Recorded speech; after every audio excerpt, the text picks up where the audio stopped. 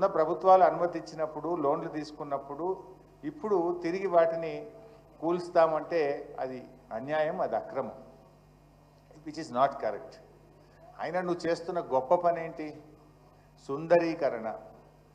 ఇప్పుడు కేసీఆర్ గారు మిషన్ భగీరథ పెడితే ప్రతి ఇంటికి త్రాగునీరు ఇవ్వడం కోసం ఒక ప్రాజెక్టు చేసిందంటే ప్రజలకు ఉపయోగపడ్డది.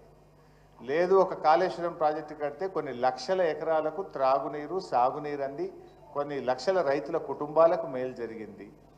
నువ్వు ఏంటి ఇప్పుడు మూసీలో గోదావరి నీళ్లు బారిస్తా అంటే నువ్వు పారిచ్చేది గోదావరి నీళ్లు కాదు చెల్లి అన్నట్టు ఈ పేద మధ్యతరగతి ప్రజల రక్తం బారిచ్చేటువంటి ప్రయత్నం చేస్తున్నావు. వీళ్ళ కన్నీళ్లు బారిస్తున్నాడు. మూసీలో గోదావరి నీళ్లు కాదు, ఈ పేదల కన్నీళ్లు బారిచ్చేటువంటి ప్రయత్నం చేస్తున్నావు. నీ హైడ్రా అంటే ఓ హైడ్రోజన్ బాంబులాగా అయిపోయింది, ఎవరికి నిద్ర లేకుండా అయిపోయింది. ఏ రాత్రి ఏమవుతుందో అని చెప్పి ఆ సోషల్ మీడియాలో కొన్ని ఇల్లు కూలగొడుతున్న దృశ్యాలు చూస్తే అసలు మా ఇల్లు ఏమవుతుంది అనేటువంటి ఒక ఆందోళనలో ఉన్నారు. ఆ బాధ అనుభవించే వాడికి తెలిస్తే తప్ప రేవంత్ రెడ్డికి తెలవట్లేదు. రేవంత్ రెడ్డి ఒక చిన్న లాజిక్ మిస్ అవుతుంది. పేదలకు మధ్యతరగతి ప్రజలకు మేలు చేస్తే వాళ్ళు దీవెనలు ఇస్తారు, కానీ ఆ పేదల మధ్యతరగతి ప్రజల ఉసురు తీస్తే వాళ్ళు శాపనార్థాలు పెట్టారనేటువంటి లాజిక్ ఆయన మిస్ అవుతా ఉన్నాడు. చెయ్యి, నువ్వు మంచి పని చెయ్యి, ప్రజలకు పని, దేవుడు నీకు అవకాశం ఇచ్చాడు. ఈ కూలగొట్టుడేంది? ఈయనకు ఈ రేవంత్ రెడ్డిది గత కొంతకాలంగా చూస్తే కూల్చడం తప్ప కట్టడం తెలవదా ఈ మూర్ఖుడికి అనిపిస్తూ ఉంది. అన్నీ కూల్చుడే, ఎక్కడ పోయినా కేసులు, కూల్చుడు, అక్రమాలు తప్ప ఒక పేదలకు పనికి వచ్చే పని, ప్రజలకు పనికి వచ్చే పని ఆయన ఎక్కడ కూడా చేయట్లేదు. నేను ఐ వుడ్ లైక్ టు, మా మిత్రుడు ఇందాక ఒక ఎన్ఆర్ఐ లండన్ నుంచి యూకే నుంచి వచ్చిన నాయుడు గారు మాట్లాడారు. రాహుల్ గాంధీ గారిని కూడా నేను అడుగుతా ఉన్నా. బుల్డోజర్ రాజ్ అని చెప్పి ఆడ పోయి ప్రచారం చేస్తున్నాడు. హర్యానాలో ఎన్నికలు జరిగేటువంటి చోట్ల బుల్డోజర్ రాజ్ నహీ చలేగా అంటుండు. ఫిర్ క్యా హో రా తెలంగాణ में आज बुलडोजर का राज चल रहा है. राहुल गांधी जी ने क्या करना है? तुम जाके उधर नॉर्थ इंडिया में भाषण दे रहे कि बुलडोजर राज नहीं चलेगा, लेकिन आज तेलंगाना में तुम्हारा सीएम रेवंत रेड्डी बुलडोजर राज चला रहा. पहले इनको रोको. वहां भाषण देने से पहले तुम्हारा सरकार में, तो आपकी कांग्रेस सरकार में, जहां पर आज गरीब लोगों का मकाना गिरा रहे, यहाँ आके बुलडोजर को रोको तुम. यहाँ रोकने के बाद वहां बात करना, नहीं तो कोई आपका बात को कोई मानने वाले नहीं रहते. ఇలా ఆయన ఆలోచించాలి కదా. ఆయన పోయి దేశమంతా తిరిగి బుల్డోజర్ రాజ్యం నడవది అంటున్నాడు. మరి నీకు రేవంత్ రెడ్డి చేసే బుల్డోజర్ రాజ్యాన్ని ముందు ఆపాలనా వద్దా? నువ్వు ఆపకుండా మహారాష్ట్రలో, హర్యానాలో, జార్ఖండ్లో పోయి నువ్వు ఉపన్యాసాలు ఇస్తే ప్రజలు నిన్ను ఎట్లా నమ్మాలి? ఏ విధంగా నమ్ముతారు? నువ్వు ఆపు, ముందు తెలంగాణలో బుల్డోజర్ రాజుని ఆపు, ఈ అన్యాయాన్ని ఆపు, ఈ పేదల కష్టాలని ఆపాలని చెప్పి నేను రాహుల్ గాంధీ గారిని కూడా ఈరోజు ఇక్కడ నుంచి డిమాండ్ చేయడం జరుగుతూ ఉంది. నిజంగా మీరు మాట్లాడారు, పాపం ఒక సోదరిమణి ఇందాక మాట్లాడుతూ ఇంకా 2035 వరకు మేము ఈఎంఐ కట్టాలి అన్నారు. నువ్వు ఇల్లు కూలగొడితే ఆ ఈఎంఐ ఎక్కడ కట్టాలి? కొత్త ఇల్లు కిరాయికి తీసుకొని ఎక్కడ బతకాలి? ఆ కుటుంబం ఏమవుతుంది? ఇల్లు అనేది, ఇల్లు కట్టి చూడు, పెళ్లి చేసి చూడు అనే ఒక సామెత ఉన్నది. జీవితంలో ఒకేసారి ఇల్లు కడతారు, ఒకేసారి పెళ్లి చేసుకుంటారు. ఎంత ఉన్నవాడికైనా, కలిగిన వాడికైనా ఇల్లు కడితే అప్పులు అవుతాయి, పెళ్లి చేస్తే అప్పులు అవుతాయి. అలా ఎన్నో అప్పులు తెచ్చి రూపాయి జమ చేసి చెమటోడ్చి కష్టపడి ఎంతోమంది ఇల్లు కట్టుకుంటే నువ్వు రాత్రి కూలగొడితే ఆ కుటుంబాలు ఏమవుతాయి? పాపం ఇందాక ఒక సోదరిమణి అనితాబాయి, మిలిటరీ అంటే మనకు తెలుసు, పాపం వాళ్ళు ఎక్కడో దేశ సరిహద్దుల్లో పనిచేసి వాళ్ళకు వచ్చే జీతం తప్ప ₹1 రాదు.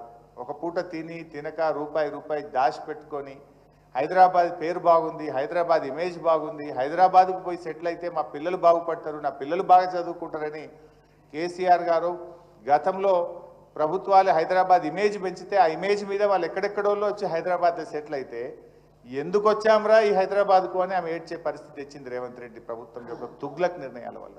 ఈయన పిచ్చి పనుల వల్ల ఎందుకు వచ్చాంరా హైదరాబాద్ కని విధంగా ఇవాళ ఈయన వ్యవహరిస్తే హైదరాబాద్ ఇమేజ్ దెబ్బతింటుంది, హైదరాబాద్ ప్రతిష్ట మసకబారే విధంగా ఈయన ఈరోజు పనిచేస్తున్నటువంటి పరిస్థితి ఉంది. పాపం ఆవిడ ఎల్ఐసి లోన్ తీసుకున్నామని నేనే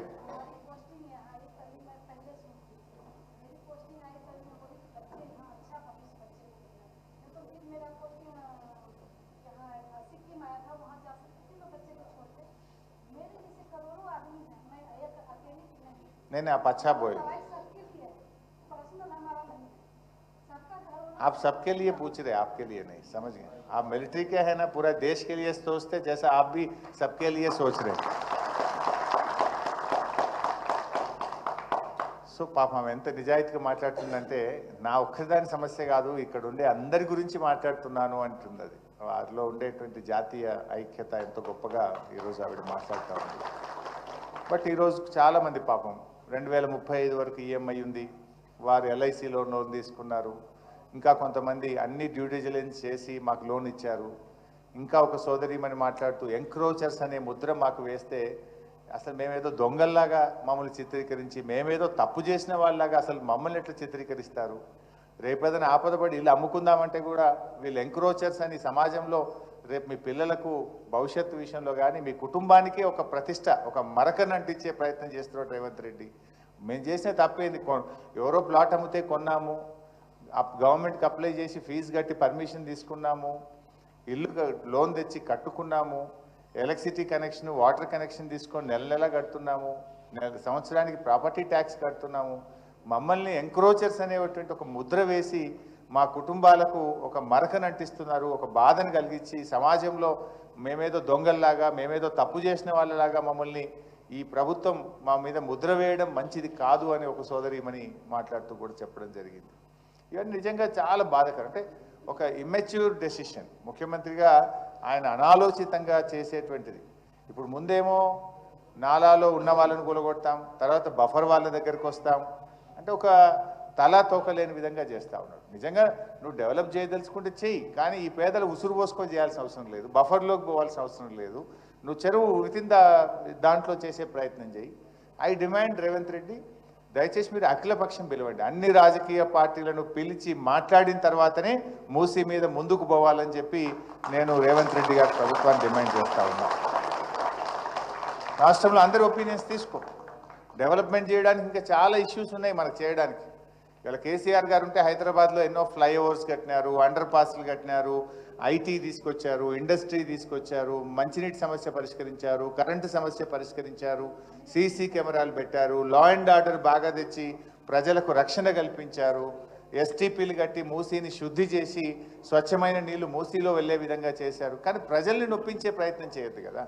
అభివృద్ధి అనేటువంటిది పేద ప్రజల కన్నీళ్ళ మీద అభివృద్ధి జరగకూడదు. అభివృద్ధి అనేది ప్రజలకు మేలు చేసే విధంగా ఉండాలి, పేదలకు సహాయం చేసే విధంగా ఉండాలి. కానీ పేదల ఉసురు పోసుకునే విధంగా వాళ్ళు నేను ఒక అమ్మ చనిపోయినట్టుగా పేపర్లు చదివాను.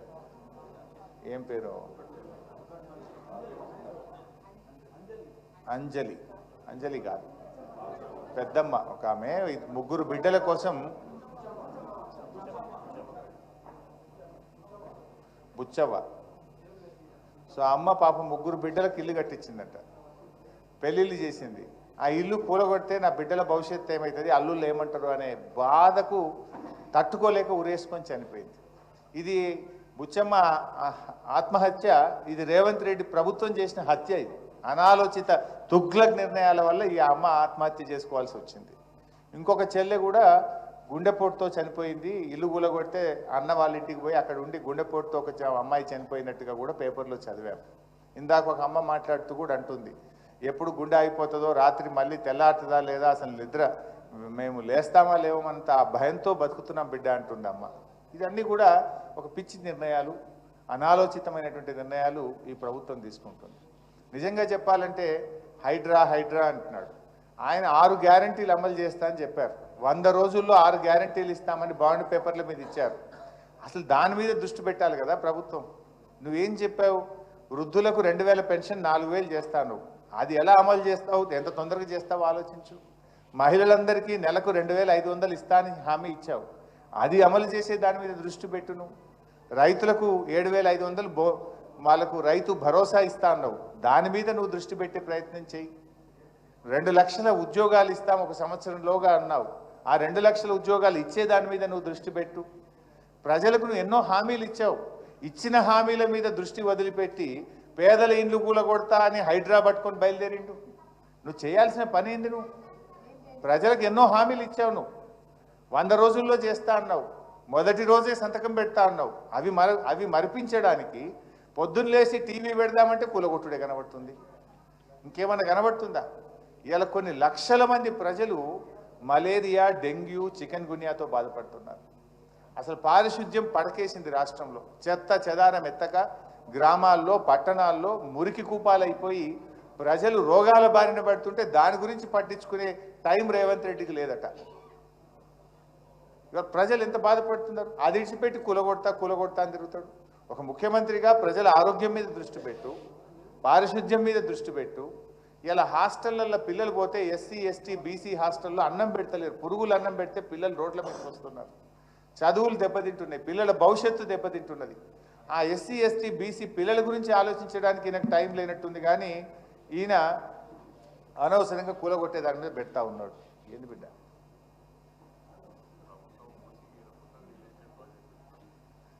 మా తమ్ముడు ఏమంటుండంటే పేదల ఇండ్లు కూలగొడతారట, కానీ ఈ మూసీ మీద పెద్ద పెద్ద రియల్ ఎస్టేట్ భవనాలకు పర్మిషన్లు ఇస్తారట. అంటే ఈ పేదలను కూలగొట్టుడెందుకు, బడా బడా కంపెనీలకు నువ్వు ఇచ్చుడెందుకు? అంటే పేదల ప్రాణాలు తీసి నువ్వు కంపెనీలు కడతావా? నువ్వు రియల్ ఎస్టేట్ వ్యాపారం చేస్తావా? This is all not correct. So డెఫినెట్గా మీకు 3 విషయాలు మేము మీకు హామీ ఇస్తా ఉన్నాం. మా లీగల్ సెల్ ఇప్పుడు నేను మైక్ ఇస్తాను, కళ్యాణ్ గారు ఫోన్ నెంబర్ చెప్తారు, ఇక్కడ ఉంటారు. రౌండ్ ద క్లాక్ 24 గంటలు న్యాయవాదుల బృందం తెలంగాణ భవన్లో ఉంటుంది. మీకు ఎందుకంటే ఒక్కొక్కరిగా మీరు వెళ్ళి కేసులు వేయాలంటే వేయలేరు, మీకు అనుభవం తక్కువ ఉంటుంది.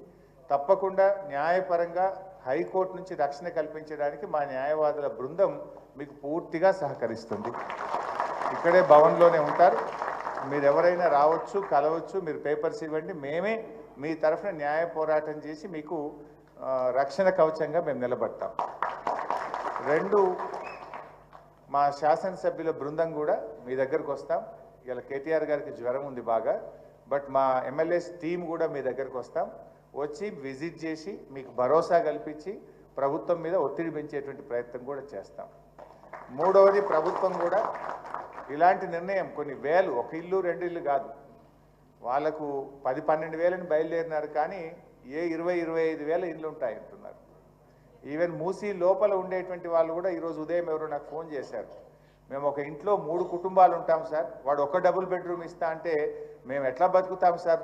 మేము ఇక్కడ 3 కుటుంబాలు 3 రూమ్లు వేసుకొని బతుకుతున్నాం, ఇల్లుకి ఒక ఇల్లు ఇస్తామంటే మరి మేము ఎట్లా బతకాలి అని చెప్పి అతను ఒక అబ్బాయి ఎవరో నాకు ఫోన్లో మాట్లాడుతూ ఉండే.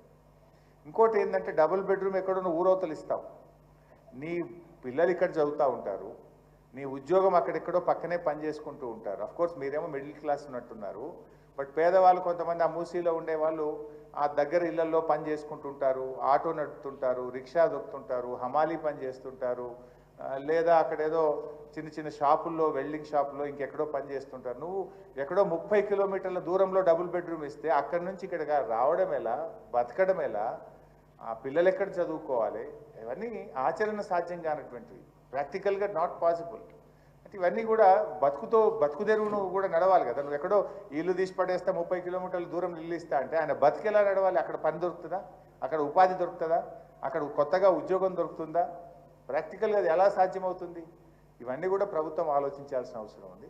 బట్ పర్టికులర్లీ మీరందరూ కూడా ముఖ్యంగా అప్పులు తీసుకొని ఇల్లు కట్టుకున్నటువంటి వాళ్ళు, మీ అందరికీ బ్యాంకుల్లో ఈఎంఐలు ఉన్నాయి. ఇప్పుడు బ్యాంక్ వాడు ఏమంటాడు, ఖచ్చితంగా నీ ఇల్లు కూలిపోతే నాకేం సంబంధం, నువ్వు మాత్రం ఈఎంఐ కట్టాల్సిందే అంటాడు బ్యాంక్ వాడు. ఈఎంఐ ఎక్కడ కడతాము? కొత్తగా ఇల్లుకి ఎక్కడ కిరాయికి తీసుకుంటాము? పిల్లల ఫీజులు ఎక్కడ కడతాము? ఈ ఇల్లు ఎట్లా గడుస్తుంది? అసలు మొత్తం కుటుంబం కొలాప్స్ అవుతుంది. ఈ తుగ్లక్ పనుల వల్ల ఏమైందంటే మొత్తం జీవితం, ఒక కుటుంబం మొత్తం కొలాప్స్ అవుతుంది. జీవితం అనేది ఒక కళ. ప్రతి మనిషి కూడా తన జీవిత లక్ష్యంలో ఎన్నో కళలు కానీ ఒక్కొక్క రూపాయి ఖర్చు పెట్టి కాపాడుకొని కష్టపడి తన జీవితాన్ని నిర్మించుకుంటారు. ఈయన తుగ్లక్ చర్యల వల్ల ఒకే రోజు కొన్ని వేల జీవితాలను కుప్పగూల్చే విధంగా వ్యవహరిస్తూ ఉన్నాడు. డెఫినెట్గా మేము మీతో ఉంటాం, భయపడొద్దు. మీరు ఫోన్ చేస్తే కూడా మేము వచ్చి మీకు అండగా తప్పకుండా నిలబడతాం. ఎట్టి పరిస్థితుల్లో మీకు ఇబ్బంది రాకుండా చూసుకుంటాం. మీరు ధైర్యాన్ని కోల్పోవద్దు. దయచేసి ఎవరు కూడా తొందరపాటు ఎక్కువ టెన్షన్ తీసుకుంటే స్ట్రెస్కు లోనై ఇబ్బందులు జరుగుతాయి. మీరు ఎక్కువ టెన్షన్ కూడా తీసుకోవద్దు. We are all with you. ఇది మీ ఇల్లు అనుకోండి, మీ మీ మీ ఫ్యామిలీ అనుకోండి, ఎప్పుడైనా మా తలుపులు తెరిచే ఉంటాయి. Any time you can come here. Our legal cell will be there and మా టీం కూడా ఉంటుంది. తొందరలోనే మేము మీ అందరం కూడా మీ దగ్గరకు వచ్చి మీ ప్రాంతాన్ని అంతా కూడా చూసి ప్రభుత్వం దృష్టికి తీసుకువెళ్ళి ఈ బఫర్ జోన్లో ఉన్నటువంటి వాళ్ళను ఇబ్బంది పెట్టకుండా తప్పకుండా మా వంతు పూర్తి సహకారాన్ని మీకు అందిస్తాం. మా గౌరవనీయులు సప్తక్క గారు మాట్లాడతారు.